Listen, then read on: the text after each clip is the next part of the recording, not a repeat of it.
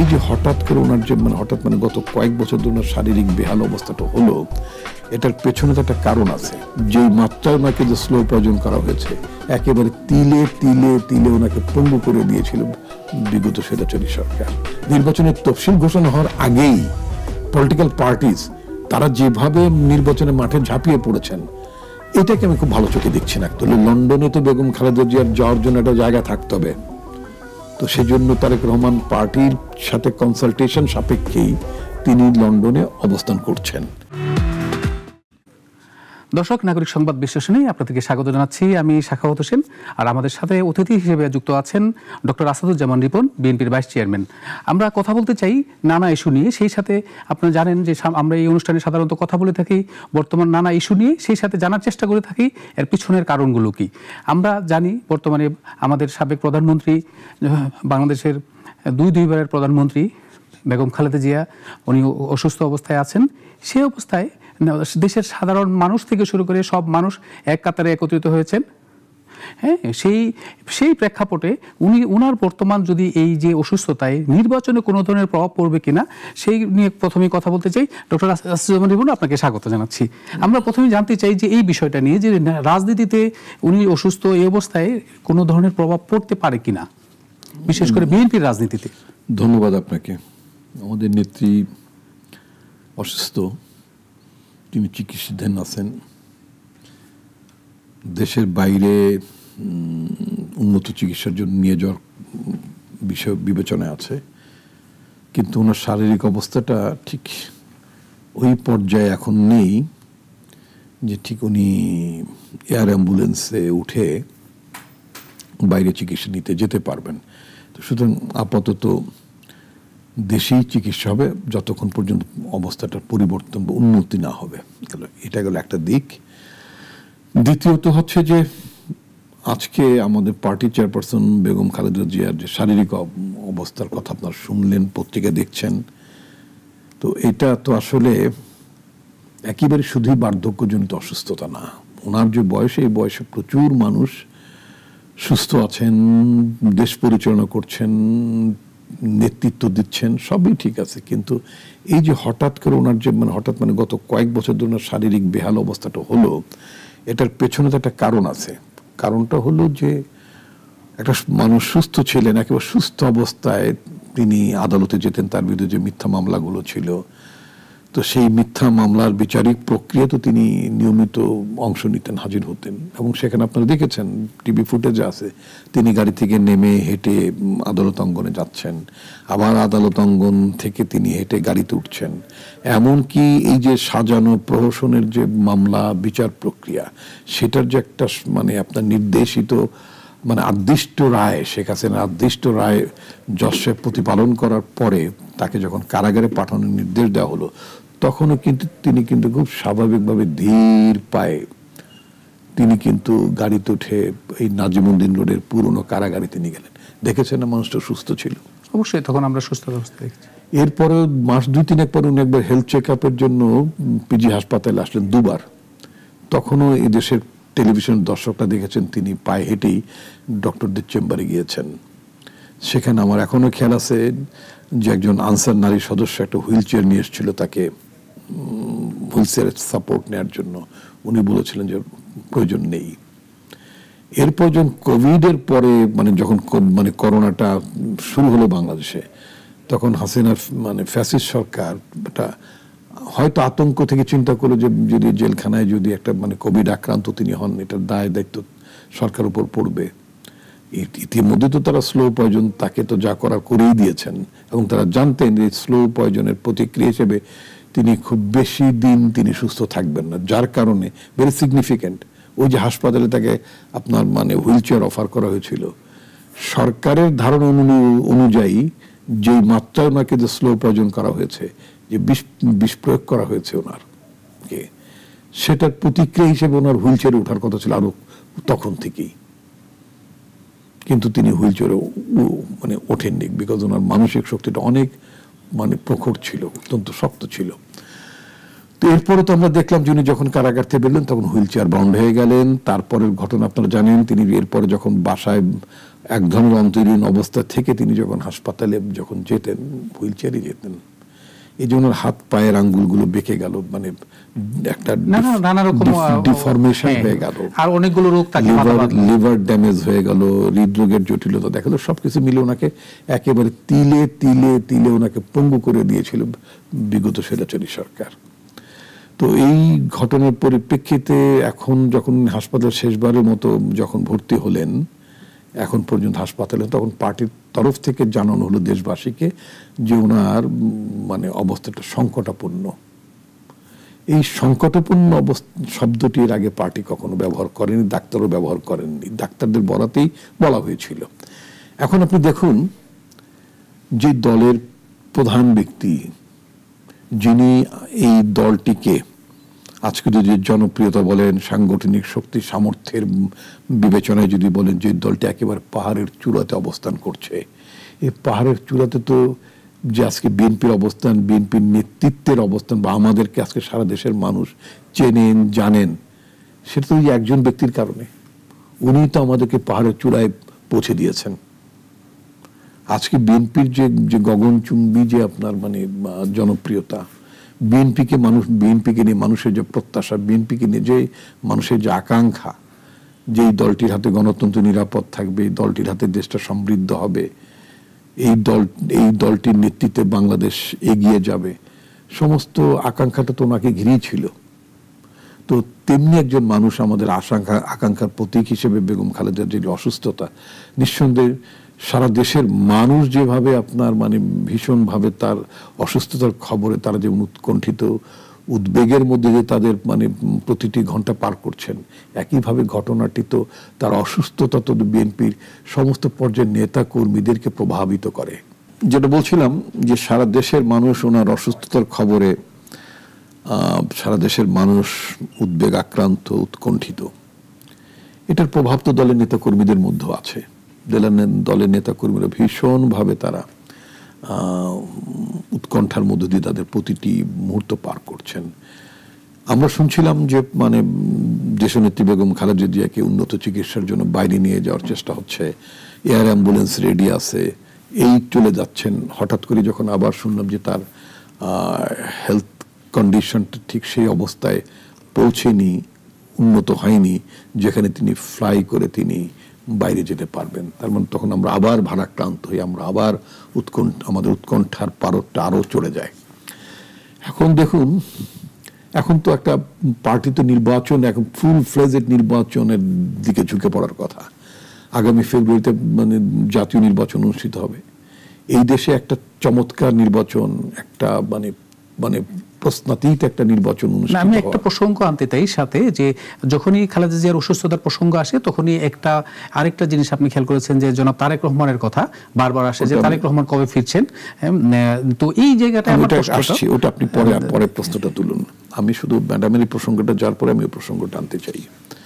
তো নেচারালি আপনি বলেছেন যে পার্টির মধ্যে প্রভাব কিরকম। হ্যাঁ, পার্টির মধ্যে তো ওনার অসুস্থতা, আমরা তো মানে উদ্বিগ্ন, উৎকণ্ঠিত। আমরা স্বাভাবিকভাবে আমাদের পলিটিক্যাল অ্যাক্টিভিটিসগুলো, যেহেতু আপনার নির্বাচন ফেব্রুয়ারি মাসে, পার্টি প্রার্থিতা ঘোষণা করেছে অধিকাংশ আসনগুলোতে, স্বাভাবিকভাবে এখন সমস্ত প্রার্থীর তো নির্বাচনী মাঠে ঝাঁপিয়ে পড়ার কথা, কর্মীদের তো ভোট চাওয়ার কথা, মানে প্রতিটি গ্রামে গ্রামে ভোটের জন্য উঠোন বৈঠক হওয়ার কথা, ভোটের প্রস্তুতি নেওয়ার কথা মানে প্রার্থীদের।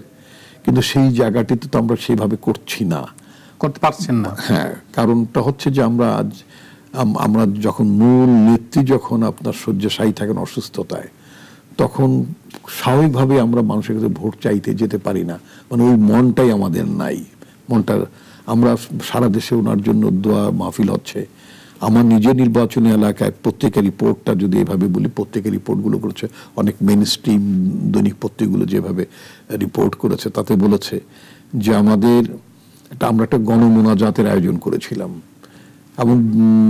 এবং আপনি শুনে খুশি হবেন যে সে গণমোনাজাতটিতে প্রার্থনা আমি নিজেই পরিচালনা করেছি। কারণ আমি যেভাবে আমার যে আবেগ আমার পার্টির চেয়ারপারসনকে নিয়ে, কারণ আমার সেই যৌবন বেলা, আমার ছাত্র জীবনে যখন আমি পার্টির প্রেসিডেন্ট ছিলাম বা তার আগে যখন ভাইস প্রেসিডেন্ট ছিলাম, তখন উনি রাজনীতিতে মূল নেতৃত্বে আসছেন, পা দিলেন পার্টিতে। ওনাকে নিয়েই তো আমার রাজনৈতিক জীবনের ক্যারিয়ারটা কিন্তু ওনাকে আবর্তিত করেই। সুতরাং আমার যে আবেগ, আমার যে ওনাকে নিয়ে যে ভালোবাসা, সেটা একজন ট্র্যাডিশনাল একজন হুজুর তো সেভাবে তার জন্য এভাবে বলতে পারবেন না হয়তো, এটা আমার ধারণা ছিল। তো ফলে আমি মাবুদের কাছে, স্রষ্টার কাছে, আল্লাহর কাছে প্রার্থনাটা আমিই করেছি আমার নেত্রীকে নিয়ে, তার রোগ আরোগ্য কামনা করে। তো এমনি একটা পরিস্থিতি স্বাভাবিকভাবে আমরা খুব ফুল ফ্লেজড নির্বাচনী রেসে নেই, নির্বাচনী যেটা বলে ক্যাম্পেইনের মধ্যে আমরা সেভাবে নেই। এটা তো একটা বড় ধরনের প্রভাব। মাত্র প্রায় 2 মাস বাকি আছে নির্বাচন অনুষ্ঠিত হওয়ার। 2 মাসের মধ্যে আমরা একেবারে পূর্ণাঙ্গভাবে নির্বাচনী প্রচারণে আমরা ঝাঁপিয়ে পড়ার পারছি না। এটা আমাদের মন সায় দিচ্ছে না, আমাদের বিবেক সায় দিচ্ছে না। এটাকে আপনি নিশ্চয়ই বলতে পারেন ওনার অসুস্থতা পার্টি নির্বাচনের দলীয় ক্যাম্পেইনে প্রভাব পড়েছে, নিঃসন্দেহে প্রভাব পড়েছে। তো সুতরাং এই পার্টি আমার মনে আমার বক্তব্য ক্লিয়ার। না, আমি একটু জানতে চাই সেই সাথে যখন খালেদা জিয়া অসুস্থতার কথা আসছে, তখনই কিন্তু নানা জায়গায় যে আমরা যদি যে সোশ্যাল মিডিয়া সহ নানা জায়গায় যে তারেক রহমান ফিরছেন, যে ওনাকে নিয়ে আসছেন। তো আমার প্রশ্নটা এই জায়গাটা থেকে যে শুধু আমার একটা ছোট প্রশ্ন, যে তারেক রহমান কবে নাগাদ দেশে ফিরতে পারে? আপনাকে বলি, এই যে আমরা না বুঝে সোশ্যাল মিডিয়াতে এগুলোর মধ্যে কিছু বড় বাহিনীর উৎপাত আছে, তারা নানাভাবে নেতিবাচক মন্তব্য কেউ করছেন। বাংলা একটা কথা, মায়ের চেয়ে মাসির দরদ বেশি, ঠিক না? আচ্ছা, আগের একটা প্রসঙ্গ বলি। আমার নেত্রী দেশনেত্রী বেগম খালেদা জিয়া, আমি তো পার্টিতে অনেক সময় বিভিন্ন সংকটের সময় বারবার বিভিন্ন ফেজে বিভিন্ন পর্যায়ে আমি অ্যাটলিস্ট 3 দলের একেবারে অফিসিয়ালি মুখপাত্রের দায়িত্ব পালন করেছি, এবং সর্বশেষ একটানা দ্বিতীয় পর্যায়ে 16 মাসে একটানা দলের স্পোক্স পার্সন ছিলাম, ডেজিগনেটেড স্পোক্স পার্সন ছিলাম আমি। তো এমন সময় দলের স্পোক্স পার্সন ছিলাম যখন উন্নত চিকিৎসার জন্য ম্যাডাম লন্ডনে, পার্টির মহাসচিব কারাগারে। বুঝতেই পারছেন সংকটটা কতটা। আচ্ছা, এমনি সময় একটানা 16 মাসও দায়িত্ব পালন করেছে। সর্বশেষ হাসিনার পতন হওয়ার আগে পার্টির ভারপ্রাপ্ত চেয়ারম্যান জনাব তারেক রহমানের নির্দেশে আমাদের পার্টি তো সরকার তার পুলিশ দিয়ে পার্টির অফিস তালাবদ্ধ করেছিল। ওই তালা ভেঙে শেষবারের মতো পার্টি অফিস খোলা, পার্টির পক্ষে বক্তব্য প্রদান করা। 4 তারিখে হাসিনা কিন্তু ক্ষমতায়, মনে রাখবেন তখনও, 4 তারিখে মিডিয়া ডেকে পার্টির বক্তব্য সরাসরি যেটা ফিজিক্যালি সরাসরি থেকে বক্তব্য রাখা, কর্মসূচি দিয়েছি। তো ধরুন যদি কোনো কারণে হাসিনা যদি 5 তারিখে তার যদি পতন না হতো, আমার জন্য কি অপেক্ষা করছিল? তো সমস্ত ঝুঁকি নিয়েই তো পার্টির নির্দেশিত দায়িত্ব তো পালন করেছি। আমাদের আসাদুজ্জামান রিপন ভাই, আপনি এই সম্বন্ধে কিছু জানতে চেয়েছিলেন। আমাদের পার্টির ভারপ্রাপ্ত চেয়ারম্যান জনাব তারেক রহমান তার মায়ের অসুস্থতার এই পরিস্থিতিতে কখন ফিরছেন, হ্যাঁ, এটা নিয়ে মানুষের উদ্বেগ আছে। ম্যাডামের শারীরিক অবস্থার উন্নতি নিয়ে যেমন উদ্বেগ আছে, তার চিকিৎসা কোন দিকে যাচ্ছে সেটা নিয়ে উদ্বেগ আছে। একইভাবে মিডিয়াতে এই কথাও আছে যে উনি কবে ফিরছেন, সেটা নিয়েও এক ধরনের মানুষের এক ধরনের প্রত্যাশা, এক ধরনের ভাবনার কথাবার্তা তাকে কেন্দ্র করে আছে। আমি যেটা বলতে চাই সেটা হচ্ছে যে, প্রথমত আমি ক্লিয়ার করতে চাই আপনার দর্শকদের উদ্দেশ্যে, সেটা হচ্ছে যে ম্যাডাম সুস্থ থাকা অবস্থাতেও বারবার তারেক রহমানকে দেশে আসতে নিরুৎসাহিত করতেন ইনিশিয়ালি, শেখ হাসিনার পিরিয়ডে। কারণ জানেন যে শেখ হাসিনা আমাদের পার্টির ভারপ্রাপ্ত চেয়ারম্যান জনাব তারেক রহমানের জন্য পুরো পরিস্থিতিটা অনিরাপদ করে তুলতে পারেন, এটা তার পক্ষে সম্ভব ছিল। যিনি গুম করতে নেহায়তি কুণ্ঠিত হতেন না, সেটা তার প্রতিপক্ষের প্রধানতম প্রতিদ্বন্দ্বীর বেলাও যে সেটা ব্যর্থ ঘটবে না, সেটা আমাদের আশঙ্কা ছিল। এখন ম্যাডাম তো চিকিৎসাধীন আছেন, একটা উদ্বেগ উৎকণ্ঠার মধ্যে দিয়ে পুরো পার্টি, পুরো জাতি আপনার সময়টা পার করছেন। ধরুন লিটারালি ধরে নেন, বেগম খালেদা জিয়ার শয্যা পাশে তারেক রহমান এসে মাথায় হাত বুলালেন, চৈতন্যহীন অবস্থায় কাঁদলেন, তাতে কি খুব বেশি লাভ হতো? তার চেয়ে বেশি লাভটা কি হচ্ছে না যে তারেক রহমান মানে লন্ডনে থেকেই, কারণ একটা কথা যেহেতু ছিল যে মানে ম্যাডামকে বাইরে চিকিৎসা অর্থাৎ লন্ডনে নিয়ে যাওয়ার চেষ্টা হচ্ছে, তাহলে তারেক রহমান দেশে ফিরে আসবেন, দেশে থাকবেন, তো লন্ডনে যাবেন কার কাছে? তাহলে লন্ডনে তো বেগম খালেদা জিয়ার যাওয়ার জন্য একটা জায়গা থাকতে হবে। তো সেজন্য তারেক রহমান পার্টির সাথে কনসালটেশন সাপেক্ষেই তিনি লন্ডনে অবস্থান করছেন। নাম্বার 2, তিনি যে এই যে বিদেশ থেকে একের পর এক বিশেষজ্ঞ চিকিৎসক আসছে, লন্ডন থেকে আসছে, চীন থেকে আসছে, নানা জায়গা থেকে এক্সপার্টরা আসছেন ম্যাডামের যে শারীরিক মানে অসুস্থতা কেন্দ্রিক যে সমস্ত সমস্যাগুলো আছে সেই সমস্যাগুলো ট্যাকেল করার জন্য, ইনক্লুডিং এয়ার অ্যাম্বুলেন্সের প্যালিয়েটিভ কেয়ার বলে এটাকে, মানে যখন যেটা প্রয়োজন সেই প্রয়োজনটা সাপোর্ট করার জন্য যেই সহযোগিতাটা দরকার, যে লজিস্টিক্সগুলো মানে এনগেজ করা দরকার, সেটা কি আমি করছি না? সবকিছু সমন্বয় উনি করছেন। সেটা কি তারেক রহমান মানে সেটা কি মির্জা ফখরুল করছেন বা আরেকজন করছেন না? সেটা তারেক রহমান কি লন্ডনে বসেই যদি মাকে নিয়ে যেতে হয় তাহলে ওখানে কি কি চিকিৎসা করতে হবে, অথবা আনার উপযোগী করার জন্য কি কি চিকিৎসা দেশে অ্যারেঞ্জ করতে হবে, কোন কোন কোন কোন আপনার এক্সপার্টাইজের ক্ষেত্রে ডাক্তার এনে এখানে সে সাপোর্টটা দিতে হবে ওনাকে নিয়ে যাওয়ার উপযোগী করার জন্য, সবকিছু তো তিনি কোঅর্ডিনেট করছেন। এটা তো একটা মানে অত্যন্ত সুযোগ্য ছেলের পক্ষেই সম্ভব।